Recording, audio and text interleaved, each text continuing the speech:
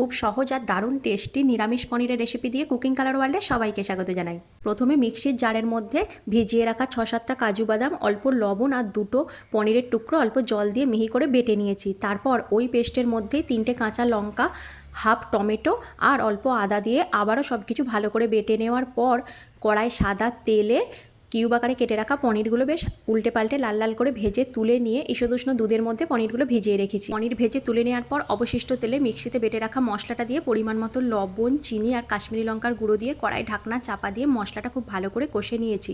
মশলা থেকে তেল ছেড়ে দিলে দুধে ভিজিয়ে রাখা পনিরটা অ্যাড করে দিয়ে সব কিছু ভালো করে মিশিয়ে নিয়ে আবারও কড়াই ঢাকনা চাপা দিয়ে 2 মিনিট রান্না করে নিতে হবে। গ্রেভিটা ঘন হয়ে আসলে আর ওপর থেকে তেল ছেড়ে দিলে হাফ চামচ চিলি ফ্লেক্স আর হাফ চামচ পিৎজা স্পাইস মিক্স দিয়েছি।